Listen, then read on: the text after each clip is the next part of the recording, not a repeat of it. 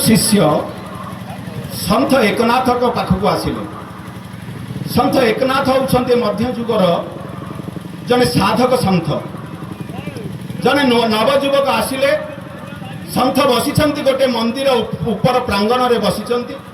नवजुवक धीरे धीरे सन्थ एकनाथ पाखक गले, कहले हे गुरुदेव मो जीवन रे बहुत थर प्रयास करिछि आपन को गोटे प्रश्न पचारिबा पई, किंतु मोर साहस होई पारुनी से प्रश्न आपन को पचारिबा पई। मोर साहस होनी, डर लागुची, मते किंचित लागुची आपन को पचारले काले आपन खराब भाबिबे। सन्थ एकनाथ कहले किछि कथा नाही वत्स, जिज्ञासु तमे अछ, आमे सन्थ अछु समाजर मंगल करिबा पई, समाजर शंका को समाधान करिबा पई, तेनु जहा पचारिबार अछि तमे पचार।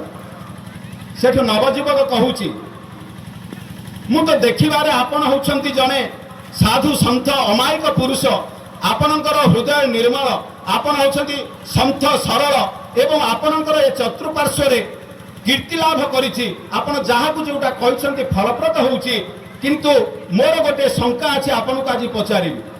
आपण तो ऊपर देखिबा पई सरल, आपण तो ऊपर देखिबा पई निर्विकार, आपण तो ऊपर देखिबा पई भगवान स्वरूप, किंतु मु केमिति जानिबि तम भितरे पाप नाही बोली, तम भितरे कामना वासना नाही बोली, तम भितरे गर्व अहंकार नाही बोली मु केमिति जानिबि।